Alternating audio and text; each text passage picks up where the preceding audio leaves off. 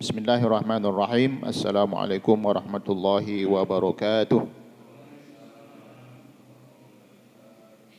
Alhamdulillahi rabbil alamin. Nahmaduhu wa nasta'inuhu wa nastaghfiruh wa natubu ilaih. Wa na'udzu billahi min syururi anfusina wa sayyiati a'malina. May yahdihillahu fala mudilla lahu wa may yudlil fala hadiya lahu. Wa may yudlil falan tajida lahu waliyan mursyida wa may yudlil fa ulaika humul khasirun. Qalu subhanaka la ilma lana illa ma 'allamtana innaka antal alimul hakim. Shadaqallahul azim. Pertama-tama mari sama-sama kita kembali bersyukur kepada Allah Subhanahu wa taala. Alhamdulillah di subuh pagi hari ini kita dalam keadaan sehat walafiat. Kesempatan yang diberikan oleh Allah Subhanahu wa taala dapat kita sama-sama hadir di tempat yang mulia ini. Sama-sama kita menunaikan kewajiban kita kepada Allah Subhanahu wa taala, salat subuh berjamaah. Alhamdulillah, mudah-mudahan dicatat sebagai amal soleh kita di sisi Allah Subhanahu wa taala. Amin ya rabbal alamin. Bersalawat kita kepada Rasulullah sallallahu alaihi wasallam. Allahumma shalli ala sayyidina Muhammad wa ala ali sayyidina Muhammad. Bersalam kita kepadanya, assalamu alayka ya Rasulullah. Mudah-mudahan kita yang senantiasa bersalawat dan bersalam kepadanya mendapatkan syafaatnya dengan izin Allah Subhanahu wa taala. Yaqulu subhanahu wa ta'ala fil Qur'anil azim, a'udzu billahi minasyaitonir rajim. Bismillahirrahmanirrahim. Wa ma khalaqtul jinna wal insa illa liya'budun. Qala Rasulullah sallallahu alaihi wasallam, ittaqillaha haitsuma kunt wa atbi'is sayyi'atal hasanata tamhuha wa khaliqin nasa bi khuluqin hasan. Shadaqallahul azim. Kaum muslimin jamaah salat subuh yang dimuliakan Allah Subhanahu wa taala, sebagai makhluk ciptaan Allah Subhanahu wa taala, kita sudah diberikan tugas khusus di dalam kehidupan kita. Salah satunya adalah untuk memperbanyak ibadah kepada Allah Subhanahu wa taala. Wa ma khalaqtul jinna wal insa illa liya'budun. Itu dasar kita diciptakan oleh Allah Subhanahu wa taala.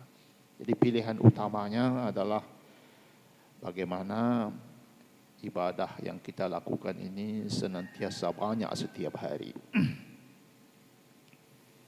Dalam kehidupan tak lepas pula yang kita lakukan itu ada kalanya baik. Baik menurut kita, baik menurut orang lain. Ada pula yang kita lakukan baik itu belum tentu baik menurut orang lain. Bahkan bisa jadi memang yang kita lakukan itu adalah sesuatu yang tidak baik. Apapun yang diciptakan oleh Allah di muka bumi ini selalu ada pasangannya. Ketika kita bicara amal soleh, ketika kita bicara amal baik, selalu ada yang menyertainya, yang disebut dengan maksiat atau yang kita kenal dengan dosa. Dalam kehidupan dunia, dosa seakan menjadi perbuatan lumrah. Padahal Allah selalu mengingatkan kita untuk memudahkan semua kegiatan, maka kita harus selalu banyak berbuat baik. Banyak ayat Al-Quran selalu mengingatkan kita tentang maksiat, selalu mengingatkan kita tentang kebaikan-kebaikan. Kita disuruh memperbanyak kebaikan sebagai modal kita untuk menghadap Allah Subhanahu wa taala di hari akhir nanti. Karena kehidupan dunia ini bukan kehidupan yang kekal. Dia sementara saja. Dia fana. Jadi kesempatan hidup tidak panjang, kemudian kesempatan berbuat baik pun tidak banyak. Maka kesempatan-kesempatan inilah yang perlu kita lakukan. Ada beberapa amal yang bisa kita lakukan dan dia bisa menghapus dosa. Allah Subhanahu wa taala berfirman dalam Al-Qur'an di surah Hud, A'udzubillahi minasyaitonir rajim. Wa aqimus salata tarafin nahari wa zulafan minal lail. Innal hasanati yudhibna as-sayyi'at. Dzalika dzikra lidz-dzakirin. Surah Hud ayat 114. Dan dirikanlah sembahyang pada kedua tepi siang, pagi dan petang, dan pada bagian permulaan daripada malam. Sesungguhnya perbuatan-perbuatan yang baik itu menghapus dosa perbuatan-perbuatan yang buruk. Itulah peringatan bagi orang-orang yang ingat. Itu juga menjadi dasar ketika Allah menciptakan manusia, dilengkapilah seluruh anggota tubuhnya untuk saling mengingatkan satu dan yang lain. Salah satu anggota itu adalah akal. Maka ketika kita diberi akal oleh Allah Subhanahu wa taala, mesti digunakan untuk sesuatu yang bisa mengingatkan kita tentang hal-hal yang dilakukan itu yang bersifat mendatangkan dosa. Begitu juga sebaliknya, akal yang diberikan oleh Allah ini supaya dapat digunakan untuk senantiasa mengingat perintah-perintah Allah Subhanahu wa taala. Karena bagian dari ikrar kita kepada Allah ketika kita diciptakan, Allah bertanya tentang dirinya sebagai Tuhan, dan kita makhluknya ini mengakui bahwa Allah adalah Tuhan kita. Maka konsekuensinya adalah pertama, satu, iman. Allah tiupkan nur iman kepada diri kita. Nah, iman ini perlu senantiasa dipupuk dengan amal-amal soleh supaya dia hidup, supaya dia kuat, supaya dia bercahaya dalam kehidupan kita. Karena kehidupan kita ini perlu cahaya dari Allah Subhanahu wa taala. Oleh sebab itu, setiap amal-amal yang kita lakukan mesti punya pengaruh dia dalam kehidupan kita. Karena tidak lepas dari yang namanya salah dan khilaf. Al-insan makanul khata' wa nisyan. Manusia adalah tempat salah dan khilaf. Terlebih kita sebagai manusia, ya wajar dan memang harus setiap hari kita bermohon ampun kepada Allah Subhanahu wa taala. Istaghfiru rabbakum innahu kana ghaffara.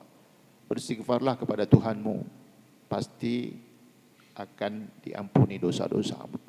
Itu satu konsekuensi dari firman Allah Subhanahu wa taala. Maka wajarlah kalau kita memperbanyak istighfar itu supaya dosa-dosa kita diampunkan oleh Allah Subhanahu wa taala. Bapak dan Ibu jamaah yang dimuliakan Allah Subhanahu wa taala, kami catat ada 5 ibadah yang dapat dimanfaatkan oleh seorang muslim, seorang hamba untuk memohon ampun atas dosa yang dilakukan. Jadi tidak hanya istighfar. Istighfar itu sederhana, pendek, simple, gampang dilakukan sebenarnya.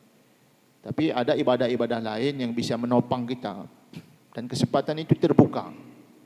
Karena mungkin tidak semua kita mampu menggunakan media istighfar. Maka butuh media-media lain. Sama kayak kita makan. Tak semua kita makannya sama. Pasti beda-beda kita makannya. Jalan kita berbeda, kehidupan kita berbeda. Oleh sebab itu media-media yang disediakan oleh Allah Subhanahu wa taala juga berbeda. Tergantung pilihan dan kemauan kita untuk melakukannya. Yang pertama, ibadah yang bisa dan dapat kita gunakan sebagai fasilitas untuk dapat memohon ampun agar dosa kita diampuni oleh Allah Subhanahu wa taala. Pertama adalah berwudu. Selalu kami sampaikan, wudu itu gunanya tidak hanya untuk sholat. Wudu itu tidak hanya gunanya untuk ngaji. Tidak hanya digunakan untuk masuk masjid dan lain sebagainya. Tapi ternyata wudu itu bisa menjadi satu media kita untuk dapat memohon ampun kepada Allah supaya dosa kita diampuni oleh Allah Subhanahu wa taala. Wudu. Rasulullah sallallahu alaihi wasallam bersabda, "Man tawadda'a wa ahsana al-wudu'a kharaja dzunubahum min jasadihi hatta atrafi azhari." Barang siapa berwudu dan disempurnakan wudunya maka semua dosanya keluar dari jasadnya hingga ujung kuku-kukunya. Hadis riwayat Muslim. Begitu juga dalam kita berangkat ke masjid. Hadis lain juga menyebutkan hampir sama hadisnya. Man ahsanal wudu, siapa yang berwudu kemudian memperbaiki wudunya. Summa kharaja ilal masjid, kemudian berangkat ke masjid, khattat khatayah. Nah, kemudian setiap langkahnya itu diampuni dosanya oleh Allah Subhanahu wa taala. Jadi banyak sebenarnya media-media itu yang bisa memudahkan kita. Tidak hanya media istighfar. Nah, orang yang senantiasa berwudu banyak keuntungannya, banyak hikmahnya. Minimal dia selalu menjaga hal-hal yang baik. Nah, kenapa? Karena wudu ini filter dia. Orang yang merasa dirinya wudu, minimal dia mudah untuk membaca terutama Al-Quran. Karena Al-Quran itu tak bisa dibaca kalau kita tak wudu. Jadi harus ada wudunya. Ini untuk pengaruhnya luar biasa. Maka kebiasaan kita wudu itu luar biasa. Nah, memudahkan ketika hal-hal yang tak bisa dilakukan dengan wudu, tapi ketika kita punya wudu gampang kita melakukannya. Ditambah lagi ketika kita melakukan hal-hal yang baik, maka dia punya potensi baik dari sisi pengaruh wudunya. Oleh sebab itu perlu setiap hari kita ini kalau bisa tak pernah kita meninggalkan yang namanya wudu, meskipun kita belum sholat. Wudu itu luar biasa. Kemudian yang kedua, menjaga sholat 5 waktu. Ini memang standar umum ya, standar umum dan khususnya luar biasa. Rasulullah SAW bersabda, tahukah kalian jika ada sebuah sungai di dekat pintu rumah salah satu di antara kalian, lalu ia mandi dari air sungai itu setiap hari 5 kali, apakah akan tertisa daki pada dirinya? Sahabat kompak menjawab pada saat itu, tentu tidak ada yang Rasulullah, pasti bersih. Kata Rasulullah SAW, begitu pula dengan dosa kita. Jadi itu sebagai contoh. Jadi sholat 5 waktu ini adalah penghapus dosa. Subuh, zuhur, asar, maghrib, dan isya. Maka diberikan kita keistimewaan oleh Allah Subhanahu wa taala kalau kita bisa melaksanakan sholat itu di awal waktu. Karena luar biasa. Itu tempat-tempat di mana kita punya kesempatan untuk memohon ampun kepada Allah Subhanahu wa taala. Jadi lewat kita melaksanakan sholat saja, dosa kita sudah diampunkan oleh Allah Subhanahu wa taala. Belum lagi kalau kita lakukan hal-hal yang lain.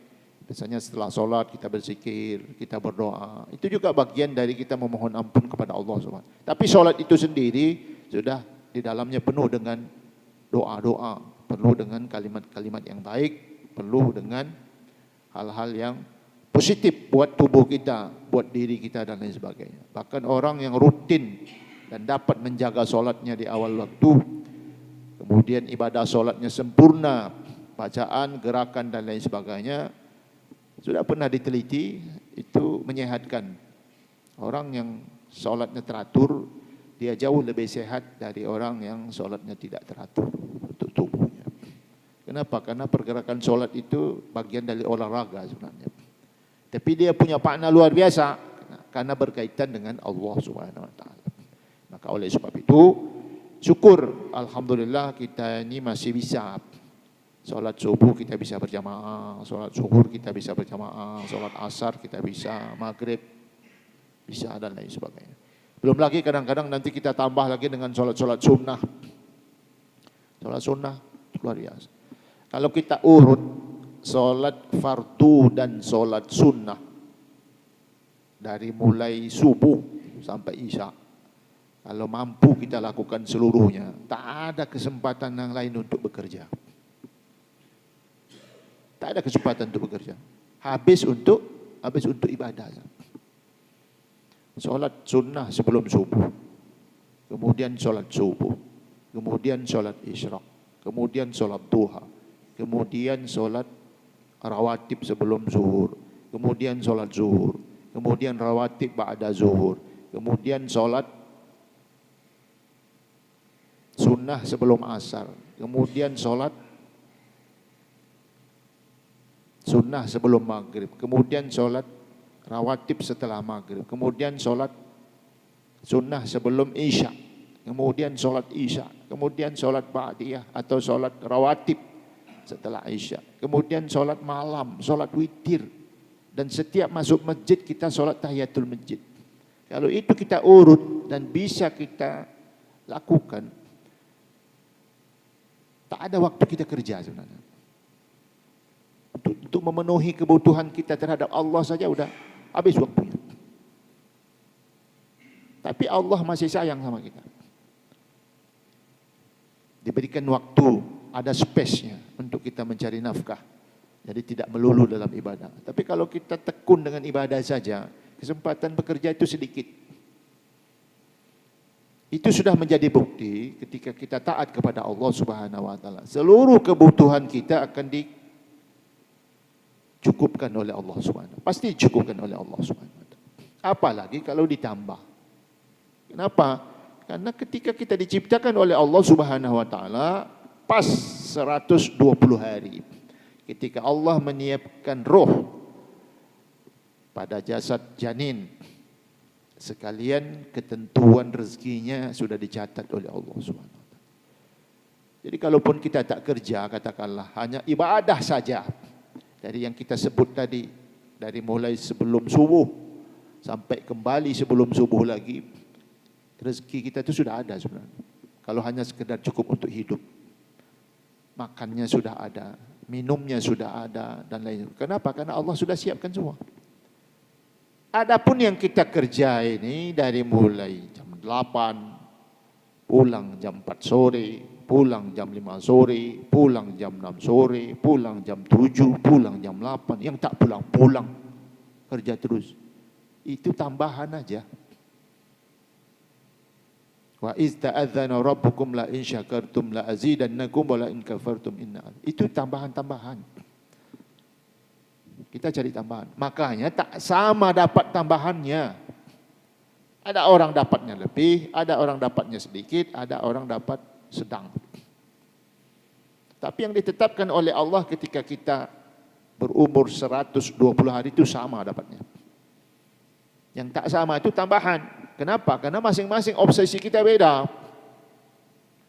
Ada orang, ya biasa aja dapatnya. Kenapa? Karena pikirnya yang penting cukup. Tapi ada orang yang carinya lebih. Kenapa? Karena obsesinya beda. Pingin punya ini, pingin punya itu, pingin bantu ini, pingin bantu itu, sehingga dapatnya berbeda.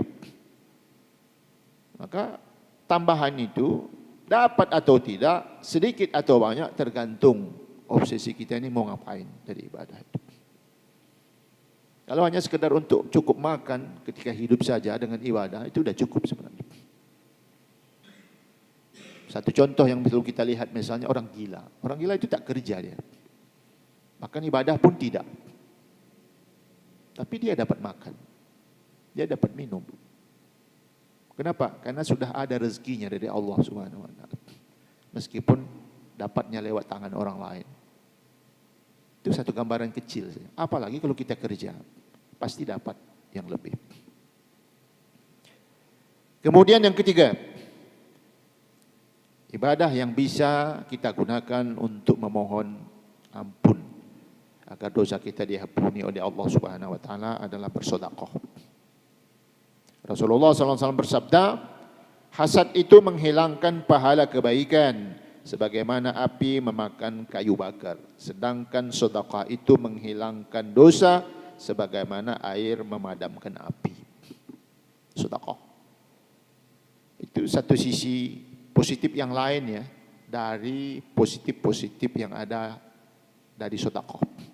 Karena positif yang lain pun ada juga. Ketika kita bersedekah, tentu banyak orang terbantukan dengan kontribusi yang kita lakukan. Tapi balik untuk diri kita, pertama adalah bagaimana dosa kita bisa diampuni oleh Allah Subhanahu wa taala. Maka orang yang banyak bersedekah itu ya pasti banyak dosanya diampuni oleh Allah Subhanahu wa taala.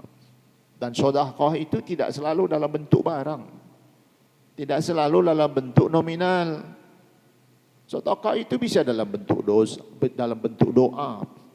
Doakan orang lain sehat, doakan orang lain dapat beribadah. Itu juga bagian dari sedekah. Bahkan senyum saja itu sudah sedekah. At-tabassumu li akhika sedekah, kata Rasulullah. Senyum. Jadi suka atau tak suka dengan orang lain, usahakan senyum. Karena itu sedekah. Tentu kalau kita muram wajahnya, tak senyum kan negatif dia. Sedekah saja sudah membantu. Betapa mulianya Allah memberikan fasilitas yang berlebih sama kita ini. Ketemu pasangan, ketemu kawan, orang tua, anak-anak dan lain sebagainya. Senyum. Meskipun kadang-kadang yang kita lihat, yang kita dengar itu kita tak nyaman. Tapi minimal raut wajah kita itu tidak menunjukkan bahwasanya kita benci dengan orang. Itu sudah mendapatkan sesuatu yang istimewa dari Allah Subhanahu. Tidak hanya sekedar pahala dia, tapi bagaimana dosa-dosa kita mampu bersih diampuni oleh Allah Subhanahu wa taala.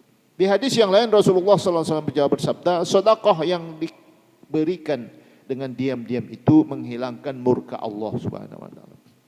Kita tahu ada satu hadis yang diriwayatkan oleh muttafaq alaih.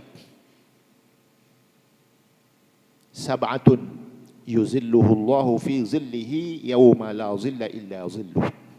Ada 7 golongan yang akan mendapatkan perlindungan Allah, di mana pada saat itu tidak ada perlindungan lain kecuali perlindungan Allah Subhanahu wa taala. Salah satunya adalah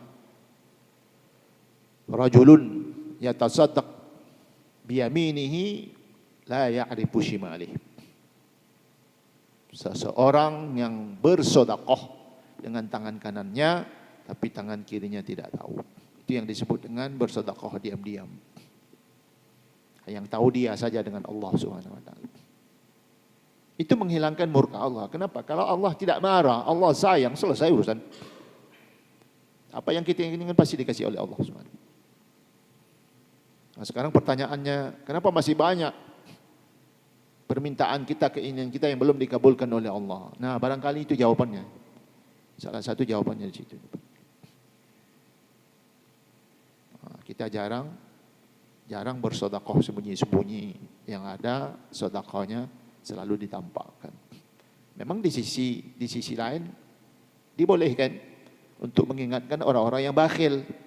Tapi kalau di lingkungan kita itu sudah banyak orang yang dermawan, ya, tidak perlu lagi ditunjukkan kepada mereka. Karena sama-sama kita sudah tahu bahwanya si A, B, C, D itu dermawan semua, dia orang-orang baik. Nah, ini yang perlu menjadi perhatian kita juga.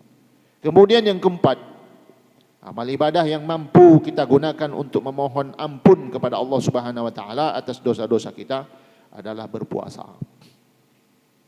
Coba kalau di Ramadan itu sering tuh. Dari mulai hari pertama Ramadan sampai hari terakhir Ramadan itu.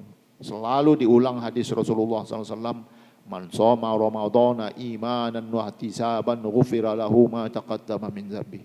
Siapa yang berpuasa Ramadan karena dia beriman kepada Allah Subhanahu wa taala, kemudian segala perhitungan sudah dikalkulasi dan lain sebagainya. Ghufira lahu ma taqaddama min dzambi. Diampuni dosanya yang telah lalu. Nah, kita tidak disediakan oleh Allah hanya puasa Ramadan, tapi kita juga disediakan oleh Allah puasa-puasa sunnah. Betapa banyak puasa sunnah. Maka kalau puasa sunnah ini kita lakukan semua, mampu kita lakukan semua, mampu kita amalkan, 5 hari aja tak bisa kita berpuasa. Nah, kita perlu koreksi juga. Sampai hari ini puasa apa saja yang sudah kita amalkan? Puasa Senin, puasa Kamis, puasa Daud, puasa Muharram, puasa Rajab, puasa apa lagi coba? Banyak puasa. 5 hari aja yang tak bisa kita puasa dalam 1 tahun. Orang yang berpuasa minimal dapat mengurangi lisannya, matanya, telinganya, hidungnya, hatinya, perasaannya dan lain sebagainya dari maksiat. Minimal itu. Karena dia akan jaga supaya puasanya itu tidak rusak, maka dijagalah lisannya. Supaya puasanya tidak rusak, dijagalah matanya. Supaya puasanya tidak rusak, dijagalah pendengarannya dan lain sebagainya.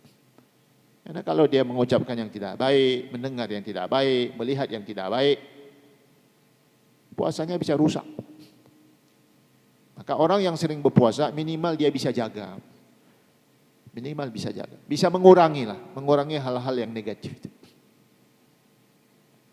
Jadi puasa itu luar biasa. Kemudian untuk kesehatan luar biasa. Orang yang puasa insya Allah sehat. Nah, sehatnya itu tidak hanya sehat jasmaninya, lebih sehat lagi rohaninya. Bahkan sehat juga ekonominya. Sehat ekonominya. Pengeluaran pasti berkurang. Apalagi saat sekarang ini BBM naik. Semua naik katanya kan. Makanya orang yang puasa, orang yang sudah terbiasa puasa, dia tak pengaruh dia dengan BBM naik tak naik. Kenapa? Udah jelas. Pagi tak repot nyari sarapan. Tengah hari tidak berpikir makan siang. Kalaupun berbuka, bukanya tak banyak. Sampai berapa banyak sih bisa buka itu? Apalagi kalau dia berpikir habis isya tidur tak kerja. Dan tak perlu makan banyak. Itu bisa dicatat, bisa ditulis. Berapa kos makan kita di saat kita puasa dan berapa kos makan kita di saat kita tak puasa. Sarapan dengan kopinya 20.000 sudah. Makan siang minimal 30.000 kalau kita tak puasa. Nanti ada sore sebelum malam ngopi pula lagi 20.000 lagi. Makan malam 30.000. Udah berapa? Kan 100.000. Itu mungkin sudah paket setengah hemat ya. Kalau yang tak hemat mungkin berlebih lagi. Makan 2 lauk, 3 lauk kan. Tambah sup dan lain sebagainya. Nah coba kita hitung dengan kalau kita berpuasa. Buka itu butuh berapa sih buka itu? 20.000 cukup. Ya tambah nasi bungkus lah. Makan malam. Tak sampai 50.000. Berarti kan berhemat. Itu untuk ukuran satu orang. Nah bagaimana kalau berdua, bertiga, dan kan luar biasa. Belum lagi kita dapat pahala dari Allah Subhanahu Wa Taala. Jadi banyak betul hikmah dan keuntungan yang kita dapat dari amal-amal soleh yang kita lakukan. Nah kemudian yang berikutnya, ibadah yang bisa kita gunakan sebagai media kesempatan untuk dapat diampuni dosa-dosa kita oleh Allah Subhanahu Wa Taala adalah berhaji. Berhaji ini memang berat. Kenapa? Karena butuh biaya besar. Tapi biayanya itu tidak gratis dia. Ada balasan yang baik dari Allah Subhanahu Wa Taala. Waktu tunggunya lama. Sekarang mungkin 10 tahun ya. Kalau kita daftar sekarang minimal 10 tahun mungkin kita nunggu baru kita bisa berangkat. Kalau kita daftar haji tahun 2022, mungkin nanti kita bisa berangkat haji itu tahun 2032. Baru kita bisa berangkat. Itu pun kalau jalannya lancar. Nah pun kita tak tahu 10 tahun ke depan berapa sudah biaya haji itu. Sekarang kita bayar 39, bulatkan aja lah 40 juta. Itu 40%-nya dari biaya haji. Biaya haji kita itu 90 juta sebenarnya. Disubsidi. Dari bagi hasil dana simpanan haji yang ada di BPKH, Badan Pengelola Keuangan Haji. Bagi hasilnya itulah untuk nutup yang 60%. Yang kita bayar itu cuma 40% aja. Kalau kita bayar full tak sanggup kita.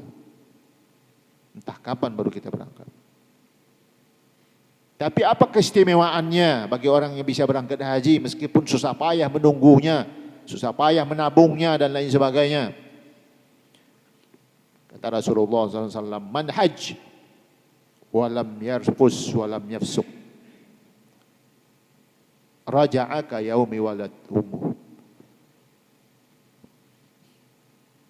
Siapa yang berhaji, kata Rasulullah SAW, dan di saat dia berhaji, dia tidak berkata kotor dan dia tidak melakukan perbuatan fasik, balik dia dari haji sama seperti dia dulu waktu dilahirkan oleh ibunya, kata Rasulullah. Tak ada dosa. Tapi balik haji bersih. Kalau dia bisa jaga dari kebersihan dosanya dan tak melakukan dosa lagi, tentu tak ada dosanya kan. Nah, cuman kita ni kalau berangkat haji di sana iya berzikir luar biasa, ibadah luar biasa, tak pernah tinggal solatnya, zikirnya di Masjidil Haram, Masjid Nabawi. Tapi pulang kita ke sini balik lagi. Itulah makanya penting bagi kita ini untuk memanfaatkan ibadah-ibadah yang bisa kita gunakan sebagai media untuk memohon agar dosa kita diampuni oleh Allah Subhanahu. Itulah satu hikmah kenapa Allah memang memberikan standar umum buat kita semua manusia ini, terutama umat Islam, bahwa hidupnya hanya digunakan untuk beribadah saja kepada Allah. Wa ma khalaqtul jinna wal insa illa liya'budun. Tak ada lain. Gunakan untuk ibadah. Maka tak ada hari yang tak digunakan untuk ibadah. Tak ada waktu, tak ada saat dan lain sebagainya. Gunakan semua untuk ibadah. Jangan tak pernah beribadah. Dan yang terakhir tentu karena kita ini Muslim, kata Allah Subhanahu wa taala, orang mukmin itu bersaudara. Innamal mu'minuna ikhwatun fa aslihu baina akhawaikum.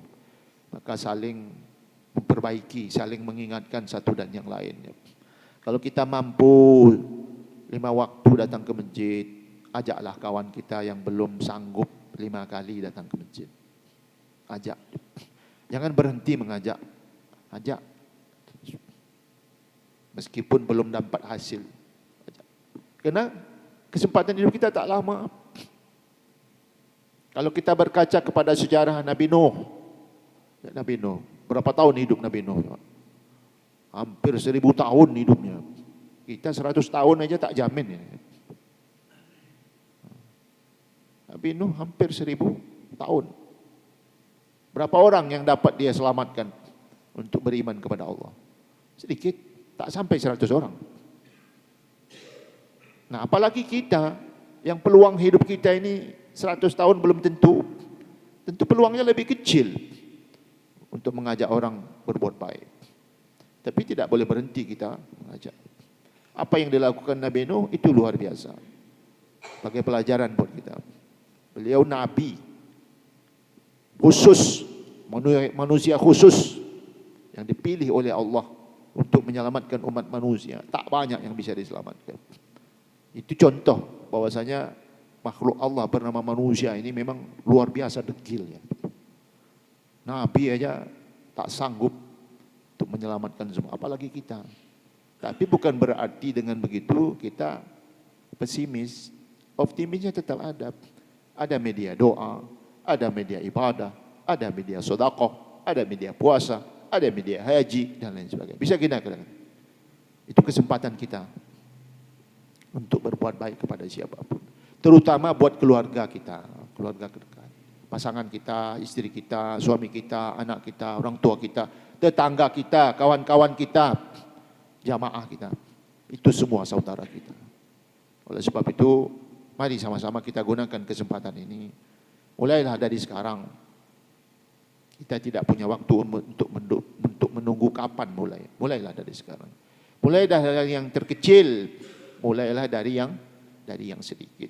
Mudah-mudahan itu bisa menjadi bekal kita nanti di hadapan Allah. Minimal ketika Allah bertanya, jawaban kita sudah pernah kita lakukan, meskipun tidak mendapatkan hasil. Mudah-mudahan bermanfaat. Demikian yang dapat kami sampaikan. Mudah-mudahan 5 hal yang kami catat ini, mudah-mudahan kita bisa amalkan setiap hari. Salat 5 waktu, tetap di awal waktu, bersedekah. Ada waktu berhaji, silakan. Mungkin yang lebih mudah daripada itu, mungkin kita umroh. Bisa umroh silakan.